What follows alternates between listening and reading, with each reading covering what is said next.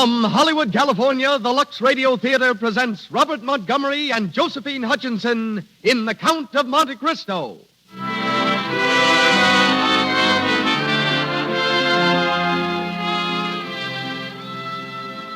Lux presents Hollywood.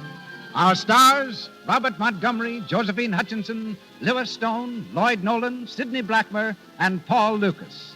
Our special guest, Mr. Alton Cook, radio editor of the New York World Telegram. The Lux Radio Theatre Orchestra is conducted by Louis Silvers. This program comes to you with the good wishes of the makers of Lux Flakes, those mild, pure flakes that leave your hands so soft and lovely. Try Lux for your dishes, and you'll see what I mean. It protects your hands in the dishpan and helps them stay smooth and white, lovely to look at. And it's so inexpensive doing dishes this way. A little goes so far. Lux is thrifty. Now, the producer of the Lux Radio Theatre. Ladies and gentlemen, Mr. Cecil B. DeMille.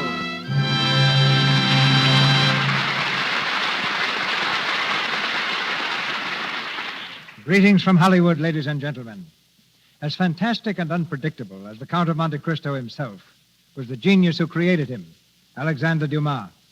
A writer of amazing energy and monumental achievements, he often displayed a childish vanity and delighted to be known as a man of the world, a Beau Brummel.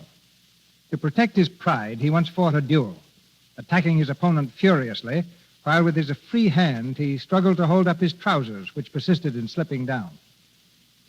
For a pet, he selected a vulture, parading him on the streets like a peacock, until the vicious bird turned on him and took a piece out of his leg. Dumas made fortune after fortune, threw each one blissfully away, and died penniless.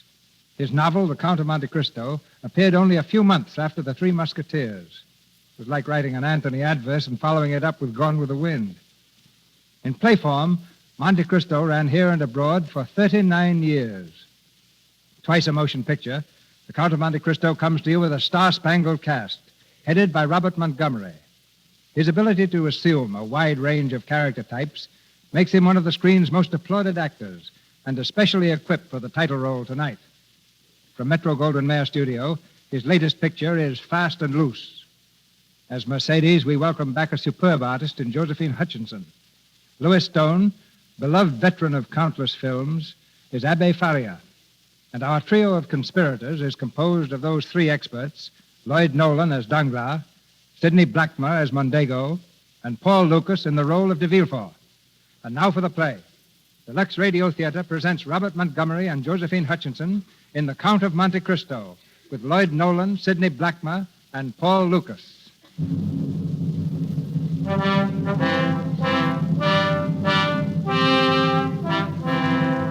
The year is 1815. Napoleon, overwhelmingly defeated at Leipzig, has been exiled to the island of Elba. But still the figure of the little Corsican looms like a giant specter over all Europe. And Louis XVIII, perching perilously on the throne of France, trembles at each new report of plots to restore the emperor. Through all the countryside has gone the king's command, death or imprisonment to all who support the cause of Bonaparte. But still the plots go on. Just before sundown, on a day early in the year, Napoleon, in his quarters at Elba, is finishing an audience with a tall young man, uniformed as an officer of the French Merchant Marine. And you will deliver this letter to Monsieur Nautier in Marseille. He will make himself known to you by the one word, Elba. I understand, Your Majesty. But how will this man know me? He will be seeking the captain of the French ship, Pharaon. But I'm not captain, sire. Not officially. Captain Leclerc died at sea 2 days ago. As first mate, naturally, I assumed command. Oh, no matter. Nautier will find whoever was acting captain when the Pharaon stopped at Elba. One more thing, monsieur. Dantes, you said the name was? Edmond Dantes, sir. Why are you here? It was Captain Leclerc's last order, sire. He commanded me to stop at Elba, and in his name perform whatever service Your Majesty might require. Then it's your dead captain that you serve in this case, and not Napoleon. Is that it, Dantes? Your Majesty, I'm a sailor. My study has been the sea, not politics. The diplomacy of a Talleyrand. Well, your loyalty is not important. Your honesty is. I want that letter delivered. It will be, Your Majesty. You may depend on it.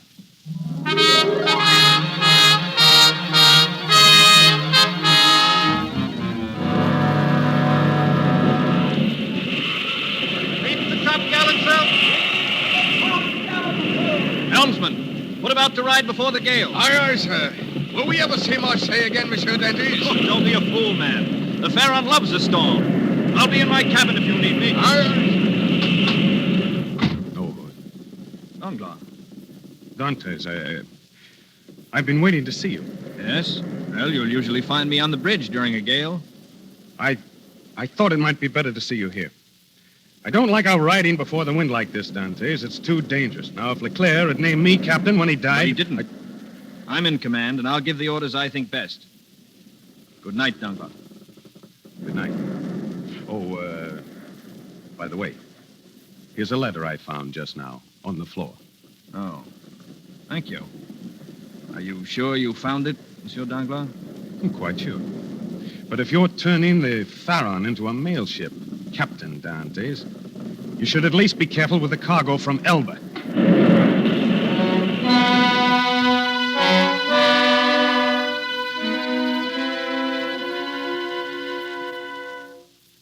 Fernand, what news?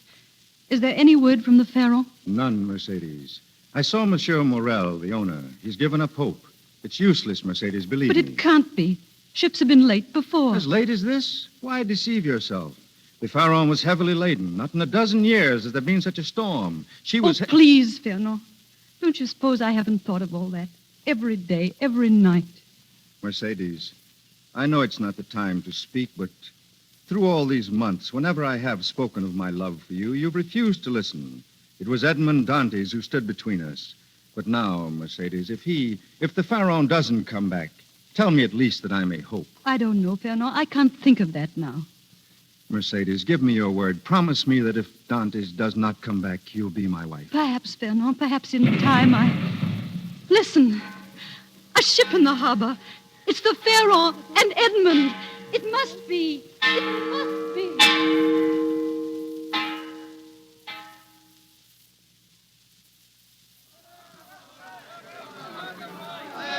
Welcome, Edmond. Welcome. My thanks to you for bringing the Pharaon safely home. Thank you, Monsieur Morel. I only wish Captain Leclerc... He died at sea, Edmond. A sailor can't ask more. No, sir. And you, Danglars, welcome. Is the cargo in good condition? Yes, Monsieur Morel, as well as might be expected after a trip like that. Well, you're here, and the cargo is safe. That's all that matters. Perhaps. But we'd have missed that storm altogether if we hadn't stopped at Elba. You stopped at Elba? At whose command? At Dantes. At Captain Leclerc's. The order was his, sir. Then you were right to stop. Edmund! Mercedes. Edmund, my darling. It's you, alive and well and strong. You doubt it. Edmund, stop! Let me down. Edmund. Forgive me, Monsieur Morel. The man's a little mad. Well, he's not the only one. Dante, every day for the last 6 months, this girl has pestered me for news when you'd be home. Monsieur Morel. Well, he's here now. His time is yours. Go ahead, Captain Dante. Captain? Captain. From now on, you remain in command of the Pharaon. Monsieur Morel. Now, don't talk to me. Talk to him.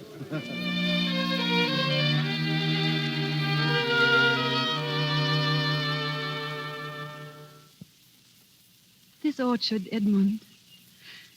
Remember? Remember? I think I came here every day while you were gone. I used to lie under the trees and look up at the sky, wondering where you were and what you were thinking of at the moment. And then later the leaves dried and began to fall.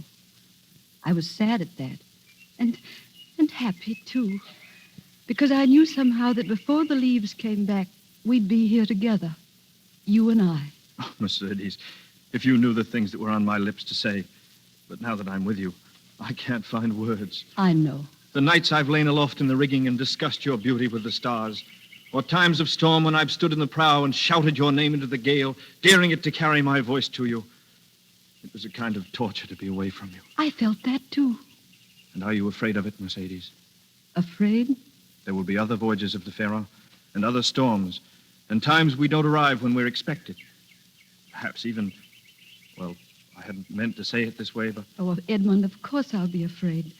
Every time you sail, my heart will turn to stone till you sail back again. But that doesn't matter, because I'll never doubt. Because I'll always know that you will come back. Mercedes.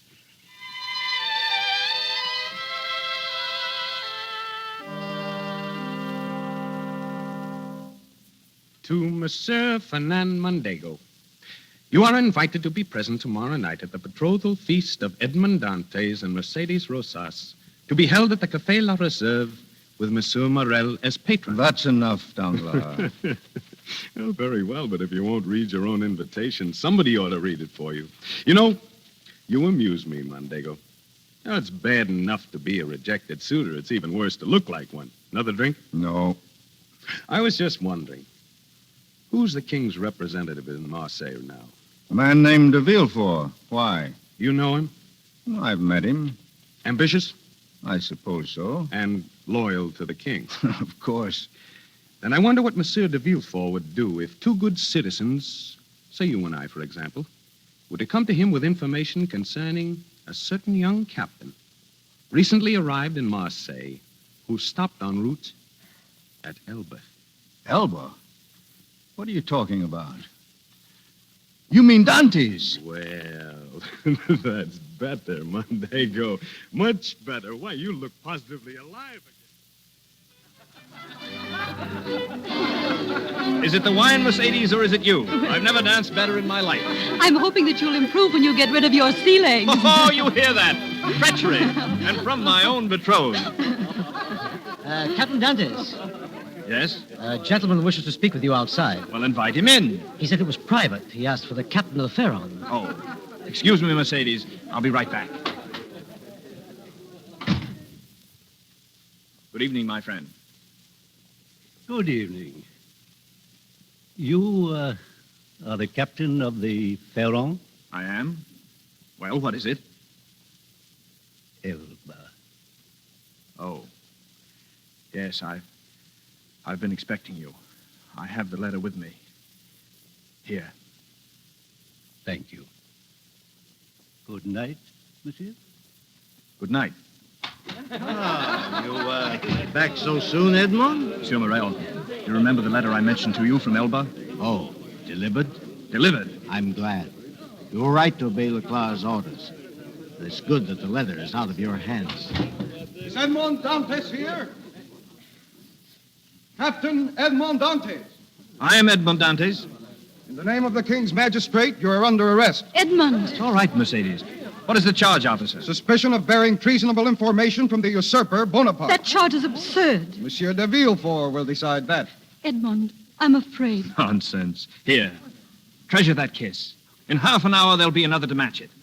I'm ready, officer. Edmond!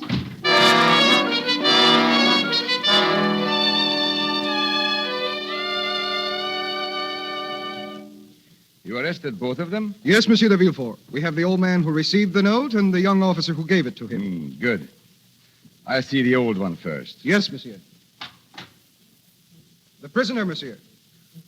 Good evening, Monsieur de Villefort. You? Monsieur de Villefort, is something wrong? No. Get out. I will examine the prisoner alone. Yes, monsieur. Meddling again. I thought you were in Paris. No. I'm in Marseille, held prisoner by my own son. Amusing, isn't it? Do you realize that if the king learned that my father is an active agent for Bonaparte... That you'd be in danger? That you'd lose your office and possibly even more? Of course I realize it, my son. And that is why the king will not learn, if you can prevent it. I'll see that you are escorted safely back to Paris. But you must be careful, do you understand? And above all, don't use the name de Villefort. A fair enough bargain for your protection. Thank you, my son. You rang, monsieur? Escort the prisoner to Sergeant Craneux. I'll give him full instructions later. Very good, monsieur. And send in the other prisoner. Good night, my most noble magistrate. Send in the other prisoner. Edmond Dantes, captain of the Pharaon. Yes. Dantes, you are accused of carrying a message from Elba, plotting treason against your king. What have you to say? Only that in carrying that message, monsieur, I was carrying out the orders of my superior, Captain Leclerc. I knew nothing about the contents of the letter. Really? And the man to whom you delivered the letter, what was his name? I don't know. Could you describe him? Perfectly. It was about your height. Never mind. You say your captain ordered you to stop at Elba. Where is that captain? Dead. How convenient. But any member of the crew could vouch for what I say. They could? Monsieur Danglars, perhaps? Why, yes. Yes, I'm sure that Danglars knew that I... Come in, Danglars. Danglars? Fondego? Danglars, Monsieur Dantes has just told me that in stopping at Elba, he was obeying the orders of Captain Leclerc. Do you confirm that statement? I do not. The order to stop at Elba was given by Dantes himself. Leclerc's last command had been to make directly for Marseille. Danglars, you're mistaken. I have no reason to lie. Nor have I. Monsieur Mondego, have you any reason to believe that Dantes is unjustly accused? Well, Mondego, tell him. The accusation is just. Dantes has long been a Bonapartist. His fiancée, Mercedes de Rosas, confessed it to me. That's a lie. He's lying. They're both lying. Oh, I see it now. They informed on me from the first. Listen to me, Monsieur de Villefort, and understand. Danglars lied because he wants to be captain in my place. Mondego because of Mercedes de Rosas. You can't take their word. I've heard enough. Guard. Monsieur? You will escort this prisoner to the Chateau d'If. The Chateau d'If, but that's for condemned prisoners. I have a right to You've trial. had your trial. Come along. Wait! Monsieur de Villefort, why you do this, I do not know. But someday I shall. Mondego, Danglars, your reasons I understand, and I'll remember. Take him away. And you'll see me again, I warn you. Though I may rot in the Chateau d'If, you have my word I'll find a way to meet you. All of you!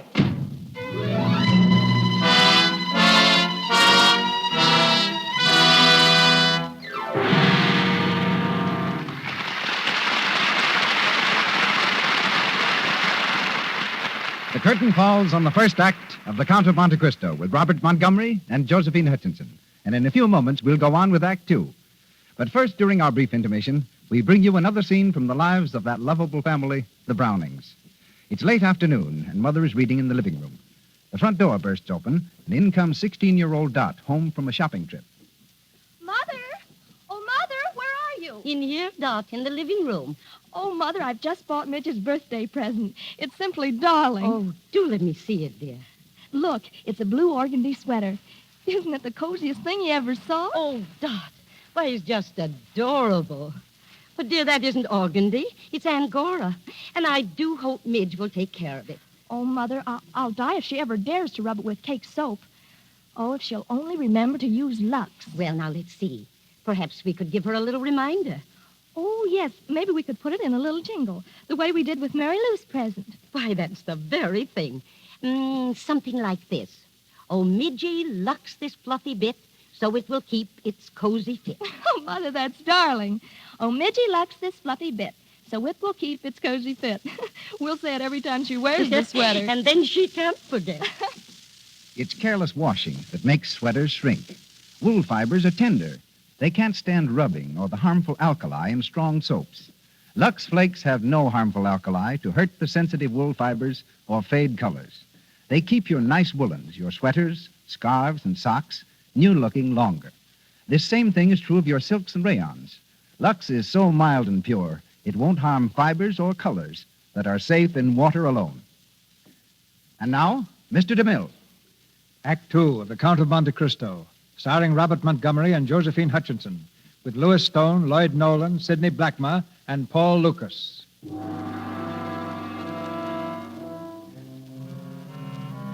8 years have passed. 8 years of living death for Edmond Dantes, lying forgotten in a dungeon of the Chateau d'If. Time has made great changes in the man. Fury and hope are gone, and there remains but bitterness and an abyss of despair as all-enfolding as the black silence in which he lives. There's one further step to madness, and on the brink of that stands the shadow of the man called Dantes. The dungeon rats are his only companions. He speaks to them, anxious for the sound of his own voice. Listen. Listen, my friends. You hear? The guard is coming. Our dinner. A veritable banquet, my friends. Just put it on the floor, my good man. I'm not hungry, but my friends, the rats, will eat with me. Won't you, Mondego? And Danglars? And look at de Villefort. He's getting fat. God, what year is it? Tell me. In God's name, tell me, speak to me. One word, just one word. God, listen. You hear that? That water. Drip, drip, drip, drip. There, where it falls under the stone. It goes forever like that. It will drive me mad. God, you're human yourself. Can you imagine what it means? The darkness in that water, beating against your brain. Stop it! Stop it! You'll take things as they are, 27. Don't call me that. My name is Dantes. Edmond Dantes. Ah, you're mad. Edmond Dantes is dead. It's on the records. Dead? Dead? Killed while trying to escape. Killed? Then who am I? Number 27. That's who you are. Another animal to feed. God, come back. That's not true. Whatever that record says, I am Dantes. Forget the water, forget everything, but tell them I'm alive. De Villefort lied. I am Dantes. I am Dantes. I am Dantes.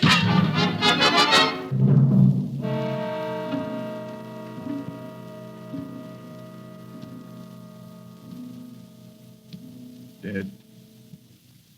Dead. Dead.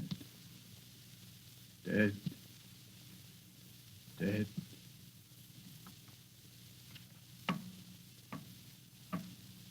Name of heaven. God, is that you?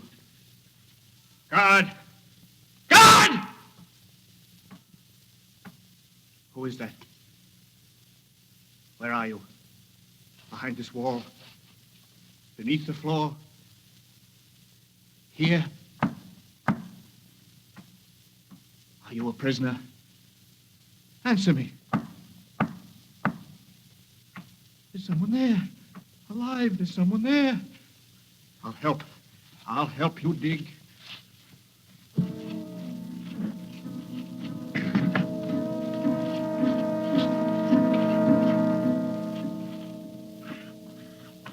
It's true. It's open. Come out. My hand. Take my hand. Well, why don't you speak? You can speak, can't you? Yes, I can speak. Another cell. 6 years I burrow through a wall of rock, hoping to reach safety, and my tunnel ends in a cell. I'm sorry, comrade, for your sake, but glad for my own. To see another human being, to feel the warmth of his hand, to talk. I know, but I shall find freedom. For now I'll have your youth to help me. Who are you, my son? I am Edmond Dantes. And I am the Abbé Faria. The mad priest, they call me here. Mad, you? Oh, it is convenient. Even a prison guard must feel pity for a mad old man. How long have you been here? I don't know. They brought me here in February 1815. 8 years. This is the 7th of June, 1823. 8 years? Then I'm still young. You know the date. How? When you see my cell, you'll understand. We'll go there now. Now, wait. And if the guard should pass, your bed there empty. But yours now. I'm sleeping on it, or so it appears. A dummy, my son, made of blankets and straw. And there must be one here for you. I'll show you. Meanwhile, tell me why you're here. Are you innocent? Remember, I am a man of God. I am innocent, Father. Believe me. Tell me. I was first mate of the ship Pharaon. My captain, Captain Leclerc, was dying. He called me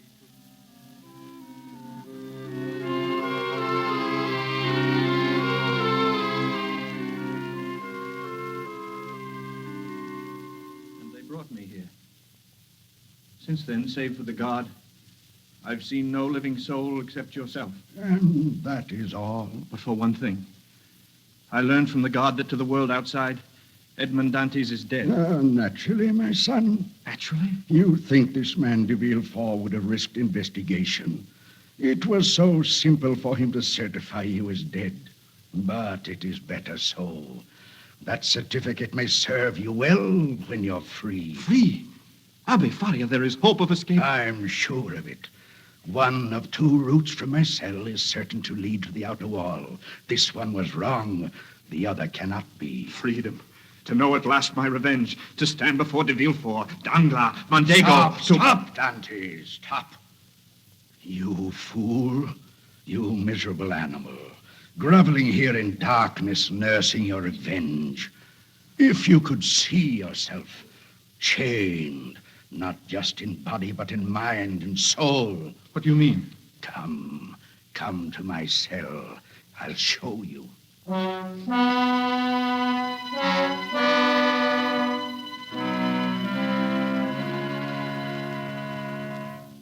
It's unbelievable, Father. A candle, matches, the digging tools, the drawings on the walls. And all of it, Dantes, because my mind is not in chains. The candles, made from beef fat in my food. The matches, broom twigs dipped in sulfur that I wheedled from the guard. A skin ailment. The mad priest, remember. They can humor me. So with the bits of chalk and carbon for these drawings on the wall. But what are they? You don't know, but you shall. Formula, the basis of all the sciences. There, quotations from the great literature of the world. Inscribed in different forms upon these walls, you'll find the sum total of man's knowledge. It's not possible, Father. Not in this darkness alone. You've seen but a part of what I've done and what I can do. What we can do. We? Yes, our tools are crude. Our task long, but that is fortunate, my son. For it will take long to make you worthy of your freedom. All that I know I shall teach you.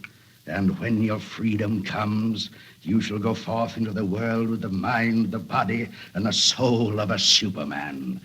You will serve Edmond Dantes, not as another horseman of the apocalypse, but as an avenging angel doing the work of God.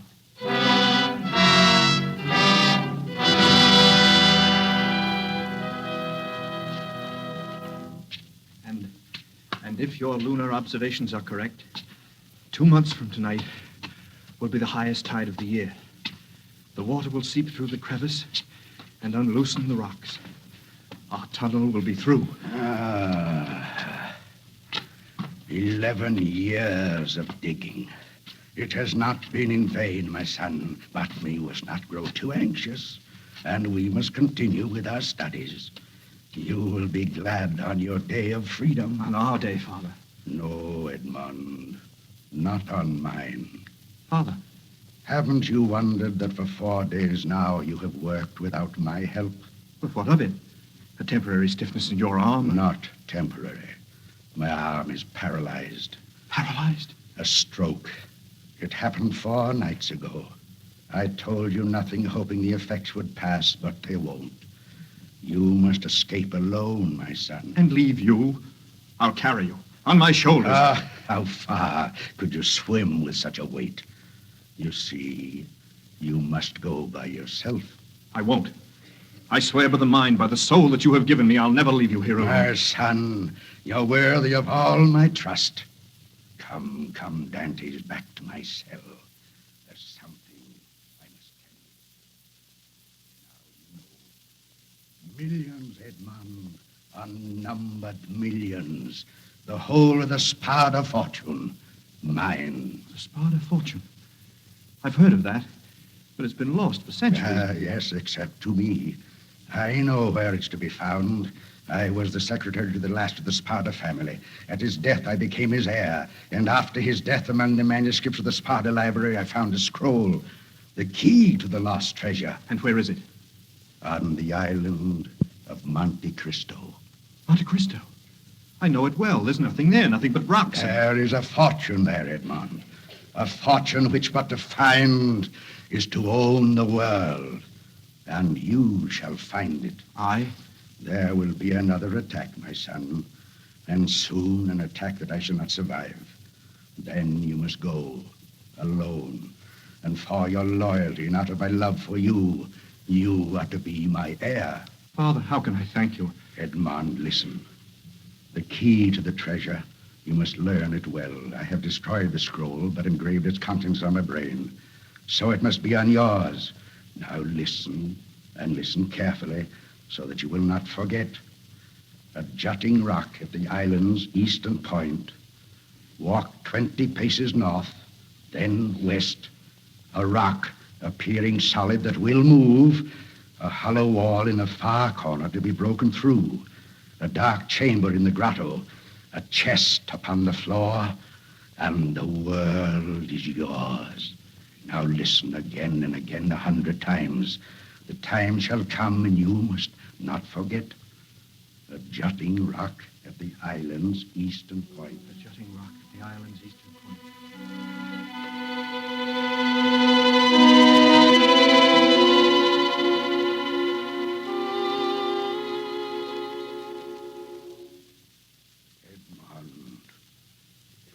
Edmond. Edmond. Quick. Father Farrier. Ah, here at last. I had to keep alive. Let me help you. No, it is over. Last night, the stroke I knew would come. And now, my son, listen. Your way of escape. I see it now. It doesn't matter now, Father. Hear me, Edmond. The cemetery of the Chateau d'If is the sea, Edmond. And so, when I die, you must scream as though it were myself. They'll come and find me dead and shroud me in a sack. Then, at sundown, they will return to throw my body from the prison wall. But you must take my place inside that sack. Do you hear? You in the sack. It'll be you that they throw from the wall into the sea. Freedom, Edmond. Father, I won't. Do as I say, my son. Take my place inside the sack. And remember, I've given you all knowledge, fortune. You must be an angel of justice.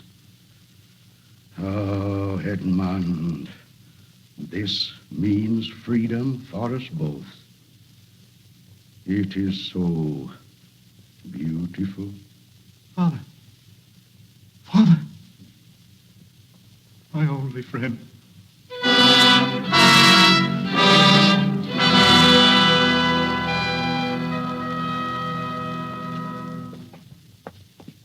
Well, the old fool found the one sure way of leaving the Chateau d'If. Did you tie him in the sack yet? This morning. Oh, here's the cell. You take his head, and I'll take his feet. He's heavy for an old man, isn't he? It didn't seem this heavy this morning. Oh, well, perhaps he'll sink all the quicker. Move along now to the top of the seawall.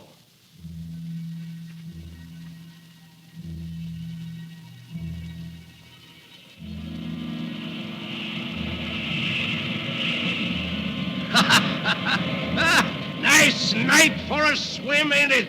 Come on, swing him out. Ready? Yes. May God have mercy on his soul. Now, 1, 2, 3.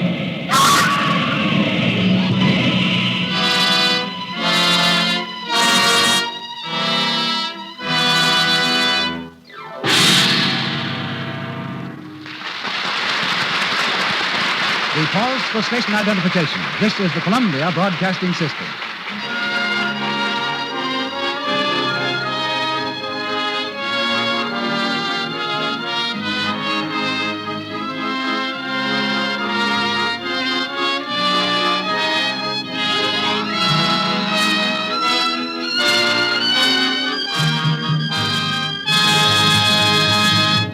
You have just heard Act 2 of The Count of Monte Cristo with Robert Montgomery and Josephine Hutchinson. Before Mr. DeMille introduces our invited guest, let me remind you that more than 1,000 department stores throughout the country advise their customers to use Lux Flakes. Give your dresses, blouses, sweaters, underthings, and stockings regular Lux care, and you'll be amazed how long they keep that fresh-from-the-bandbox look that makes them so smart. Just remember this. Lux is safe for anything that's safe in water alone. And here's another hint. A little goes so far. Lux is thrifty, especially when you buy the large-size box. And now, Mr. DeMille. For the enjoyment radio brings us, we're indebted not only to the sponsors who provide us with our talent, but to the hundreds of radio editors whose criticism and suggestions have aided immeasurably in advancing this medium of entertainment.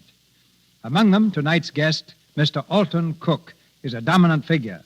Conducting a daily column in the New York World Telegram, Mr. Cook each year tabulates a continent-wide poll to determine the outstanding programs of the past 12 months.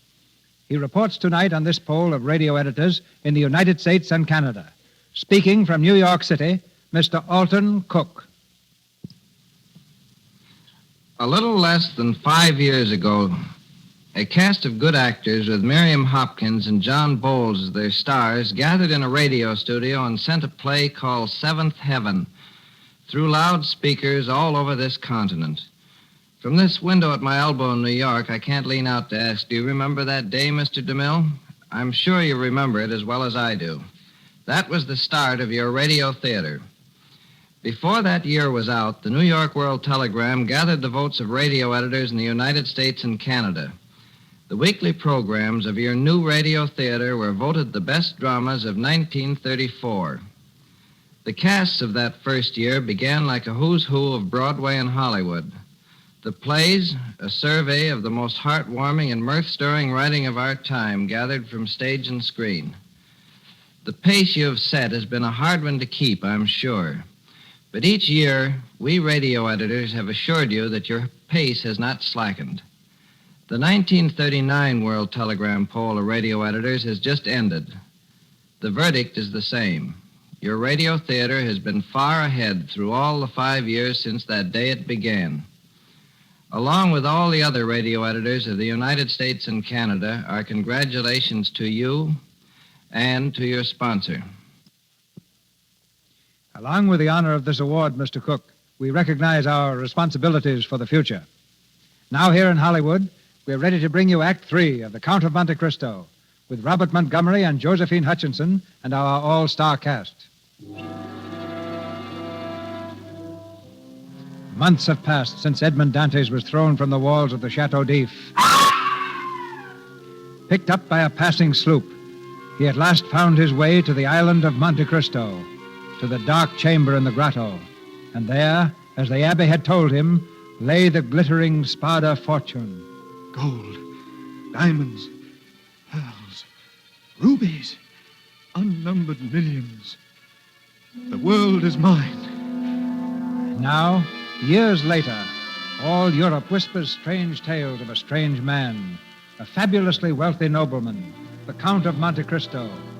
To his palatial villa in Rome, the Count of Monte Cristo has summoned Jacopo, his private agent. Your name is a kind of magic in these days, Excellency. Everywhere they speak of you. Who is he? Where did he come from? Why, if you would care to hear... I wouldn't. Forgive me, Your Excellency. Jacopo, I selected you for this task not alone because you are the best agent in all Europe, but also because you're supposed to know when not to talk. Yes, Your Excellency. Now, I have returned to Rome to learn what progress you have made. Your investigations are complete? Complete, Your Excellency. 3 books, hundreds of entries in each. This is the record of the man de Villefort, this of Danglars, and this Mondego. Every movement each has made since February 1815. You've done well, Jacopo. It was not always easy. These 3 are, shall I say, clever men. De Villefort now holds the position of King's Attorney. Much evidence of dishonesty in office. De Villefort, King's Attorney. The others? Danglars, now known as the Baron Danglars, is one of the 4 leading bankers of France. Conspiracy with de Villefort to defeat public interest. With de Villefort? Then the 2 are friends. All 3 are friends. De Villefort, Danglars, Mondego. Ever since Marseille, they worked together. And before? Go on, what of Mondego? Ferdinand de Mondego, now Count de Mondego. In 1815, soldier in Provincial Army of France. 2 years later, in 1817, married... Married to Mercedes de Rosas of Marseille. You've read this, Excellency. No, my friend. But I've done some investigating of my own. Go on. Through questionable activity, Mondego rose quickly in the army. Served as aide to Ali Pasha of Albania against the Turks. Has one child, a son, 19, Albert de Mondego. Lieutenant in the... A son? Yes, Excellency, and here in Rome. Fortunate. We must find a way to be of service to this son of Mondego's. Arrange it, Jacopo. At once, Your Excellency. Perhaps if he is grateful enough, he may invite us to Paris. To his home. Perhaps. Yes. Yes, the time has come for the Count of Monte Cristo to open the gates of Paris. And Albert de Mondego shall be the key. Oh, one thing more, Jacopo. You recall I also asked you to trace a certain young French sailor. His name was Edmond Dantes. Have you done so? I have. The report is also there. And here is the record of his death in the Chateau d'If, signed by de Villefort. Give it to me. The time will come when I shall need absolute proof as to the death or life of Edmond Dantes.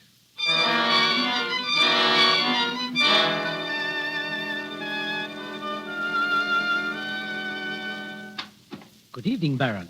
Good evening. Is the Count Mondego at home? Why, yes, monsieur, he is right here. Oh, Danglars, come in, come in. Well, Fernand, why this sudden call here? You know that de Villefort expects us within an hour. De Villefort is stopping here later. Anyway, there may be more important things to be considered, my dear Danglars. What do you mean? We have helped each other on business matters before, haven't we? And we always managed to agree on terms? Yes. Get to the point. Suppose through me your banking house gained a client, Danglars, the richest client in all Europe, the Count of Monte Cristo. What? He's here now, in there with my son Albert, just arrived in Paris and anxious to be introduced. Well, do we understand each other, Danglars? Perfectly. Oh, here he is. Father, may I present the Count of Monte Cristo? Charmed, monsieur. Albert has told me of your kindness to him, how you saved him from the hands of bandits. Any kindness I have shown your son, monsieur, is more than repaid by this introduction to his father. And now, Count, may I present the Baron Danglars? A great honor. Your Excellency, the honor is mine. You're in Paris on business, I presume. Yes, but my business is a pleasure. Will you be here long? Only until my business is completed. By the way, Baron, I should like to have your house handle my banking while I'm in Paris. Oh, why, delighted, my dear Count. Excellent. And I wonder if you would contact my British brokers for me. Tell them I said to buy 50,000 shares of Anglo-Spanish. 50? Very good, very good. Monsieur de Villefort, the king's attorney. Ah, Monsieur de Villefort, in good time. I'd like to have you meet the man who saved my life in Rome, the Count of Monte Cristo. I am honored. A pleasure, sir. I have followed your brilliant career at the bar with a great deal of interest. One does what one can, my dear Count. Exactly. But don't let me detain you, gentlemen. The great nation of France awaits your services. We shall meet soon again, I trust. Indeed, I shall plan for it, Count Mondego. Oh, Monte Cristo, you did say 50,000 Anglo-Spanish, didn't you? 50,000. Good day, gentlemen. And now the most important introduction of all, my mother. Oh, she's in the garden. Somehow I didn't want her to meet you with the others. I see. Oh, here she is and waiting for us. Mother, I bring him to you at last. The Count of Monte Cristo. My dear Count, how can I ever thank you for saving my son's life? It was nothing. I am more than repaid by the honor of meeting you, Madame de Mondego. Two things are rare among the women of our day. Great beauty and fidelity.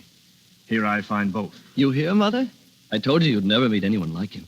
And now, if you'll excuse me. Oh, I almost forgot. I am planning on a ball to open my new estates near Fontainebleau, and I should like my guest of honor to be the father of my first Parisian friend. Your father, Albert. Do you think he'd mind? Mind? He'd be delighted. I thought it would be particularly apropos to combine it with an Albanian pageant and a series of tableaux showing the court of Ali Pasha, where your father gained such fame and honor. But that would be wonderful. And you, Madame, the plan has your approval? I could only say that in paying any honor to my husband, Your Excellency is more than generous. Be assured, Madame, the honor I shall pay him is less than he deserves.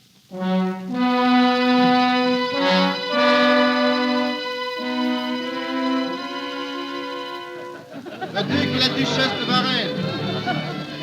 Marquis de la Tour-du-Dain. Your Excellency. Yes. The Princess Haydée of Albania, monsieur, in the library. She wishes to see you at once. Very well. Excuse me, Albert. Princess, I am here, my lord. you are prepared? I am. You are sure you understand? The third tableau, the one which shows Mondego supposedly defending your father from the Turks? It is then I speak. Then. You are not afraid? No, my lord. I shall be telling the truth. My father was murdered by the Count de Mondego.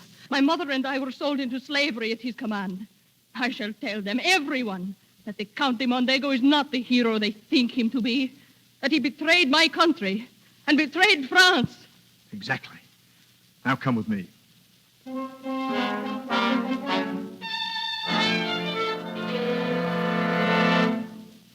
But why a visit at this hour, Mondego? I regret the affair, of course. The girl was obviously demented. But I apologize to my guests and... And what of this? The morning paper, Albanian princess exposes the Count de Mondego. Astounding. The evidence. You gave it to them. You knew. And if I did, Mondego, what then? I'll kill you. Put down that gun. You won't shoot me, for you're afraid. Not even knowing who I am, you fear me. But when you know... Stop. Stay away from me. Put down that gun. Who are you? Go back, Mondego. Go back to when you thought life was cheap. Go back to when you could kill a man with lies. Go back, Mondego, to Marseille, the Chateau d'If. Dantes! Edmond Dantes! Dantes. You may go now, my friend, and take your gun with you. Perhaps you do have courage of a sort. Goodbye, Count Mondego.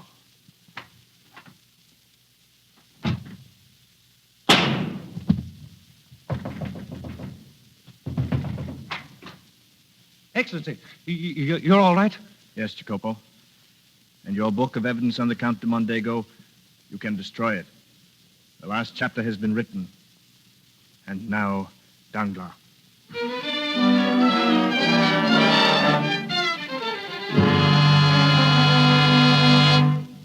We're ruined. Ruined, do you understand? Both of us. Just a moment, Danglars. Calm yourself. Why are we ruined? Anglo-Spanish. You sent the order to London. I acted on it here. Converted everything I own into Anglo-Spanish. And it's failed. Collapsed. We're ruined. Why? I knew it would collapse. You knew. But you've been buying. Your message to Thompson in French in London. The message was in code. Though it said to buy, it really meant to sell. You see, Thompson in French is owned by a man named Edmond Dantes. By who? Monte Cristo. But you said that. Edmond Dantes. Monte Cristo. They are the same, Danglars. No. No. The same. Look at me. Look at my eyes. Look, Danglars. Dantes. No. No. No!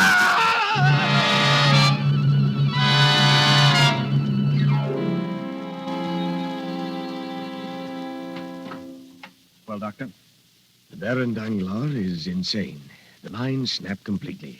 Often in cases of sudden mental shock like this. I understand. Jacopo. Excellency. The second volume. Closed. Very good, Your Excellency. Your Excellency. Yes? The Countess de Mondego. Here? In the drawing room. Have the Baron taken to his home. Madame. Your Excellency. I regret that you've come at such an unfortunate time. The Baron Danglars has just been taken ill. Fernand, and now Danglars. Your Excellency, I've come here about my son. Albert? He feels that you're responsible for his father's death. Tomorrow he's sending his seconds to you. A duel. But you can't kill him. You can't kill my boy. Madame, this duel was not of my planning. But you made it inevitable. What other course is left for him? Please, please, I beg of you. Haven't you had your vengeance, Edmond? You knew. The first When? day Albert brought you to me. Edmond, I can't blame you for your bitterness, but try to understand. I did wait. And then one day we went to the Chateau d'If, and they showed me there the record you had died. And then? Then nothing mattered. I married Fernand. Our life was a nightmare, Edmond. Except for Albert. He's all I have. He's all I've ever had, save you. The you that was 1,000 years ago. Please save him for me, Edmond. I shall. You need have no fear. There will be no duel. Edmond Dantes, alias the Count of Monte Cristo? Yes? You are under arrest by order of the King's attorney, Monsieur de Villefort. De Villefort? Volume 3.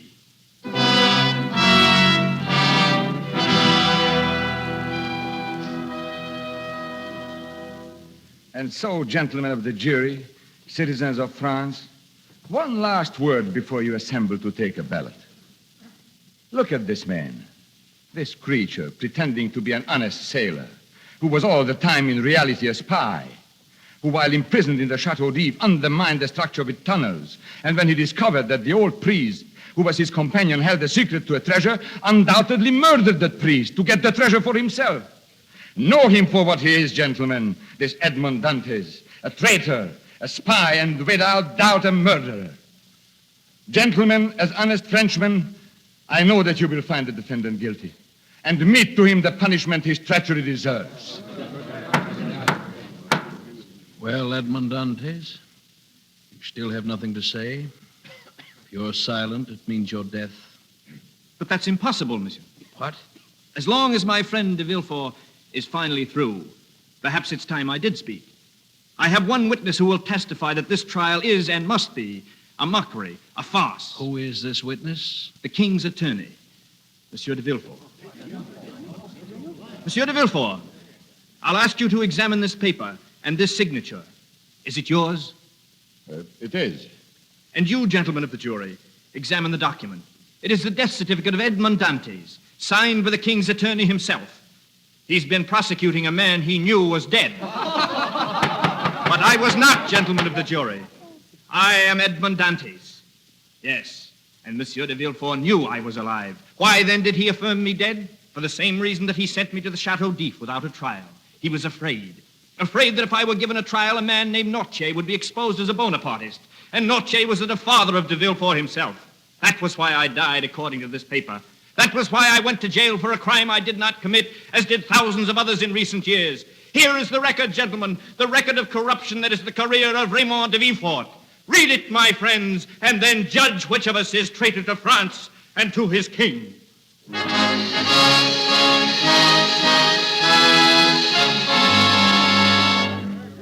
All hands aloft. Stand ready to cast off. And I promised to take the princess home. I'm not sure that I know how to say goodbye, Mercedes. You needn't, Edmond. You're free again. You can stay. I don't know. I may see France again someday.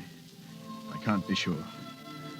Edmond Dantes has been dead so long, it will take time for me to know if he can live again. He can, Edmond. Perhaps. Goodbye. Mother, will he ever come back? Yes, Albert. He'll come back. He said he would a long, long time ago.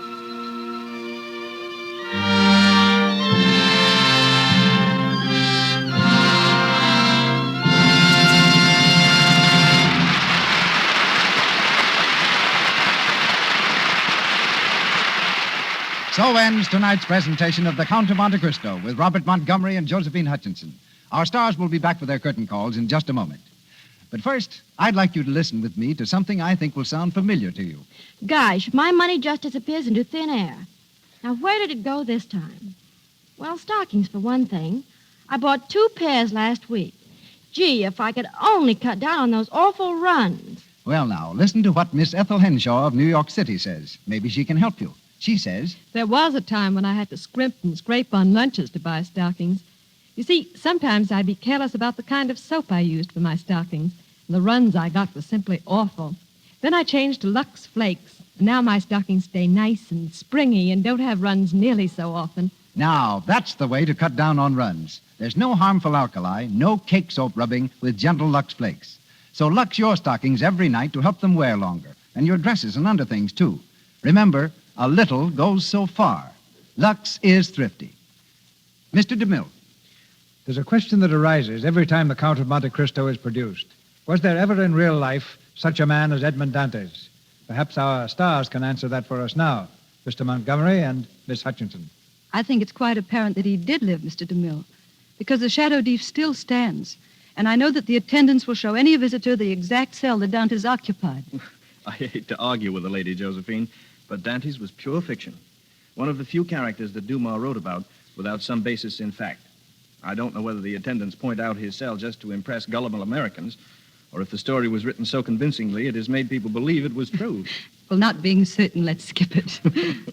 But don't tell me there's no such place as Monte Cristo. There is such an island, yes. It lies in the Mediterranean near Elba.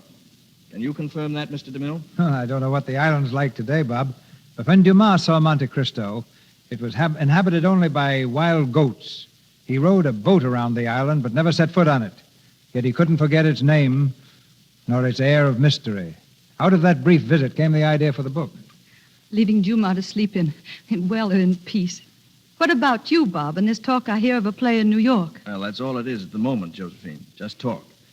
But it would be great to see what a drafty Broadway stage feels like again after all these years in Hollywood's air-conditioned studios. What a chilblains compared with the chance to do A Night Must Fall behind footlights. Oh, give me a play like that and I'll risk pneumonia gladly. Meanwhile, it's very satisfying, Mr. DeMille, to appear in your Lux Radio Theatre. It's very close to that Broadway stage I've been talking about. My thanks, Many thanks. too, Mr. DeMille, as a grateful performer and an admiring fan. Good night. Your performances would have delighted Dumas himself. Good night. Mr. DeMille, in just a moment, tells of our plans for your entertainment next Monday. Lloyd Nolan, a Paramount star, appears next in St. Louis Blues. Louis Stone is from Metro-Goldwyn-Mayer Studio. His new film is The Hardys Ride High. Louis Silvers appeared through the courtesy of 20th Century Fox Studio, where he directed music for Tailspin. Paul Lucas is seen next in the Hal Roach picture Captain Fury, and Sidney Blackmer in MGM's Fast and Loose. Now, our producer. Next Monday's star is more than a great actor. He's a gentleman whom Hollywood likes and admires, as much as the millions who saw him on the stage and currently applaud him on the screen, Mr. Lionel Barrymore. As for the play, it's one that David Belasco and I worked out together, The Return of Peter Grimm. Mr. Barrymore will be heard in the title role, which he played so effectively on the screen, and co-starred Edward Arnold, Maureen O'Sullivan, and Peter Holden. This week marks the 29th anniversary of the Boy Scouts of America. In the past 29 years, nearly 8.5 million boys and men have pledged themselves to keep alive the high ideals of American reverence, tolerance, and loyalty. Today, as never before in our history, we stand in need of the splendid spirit typified by this great organization. So we salute the Boy Scouts of America.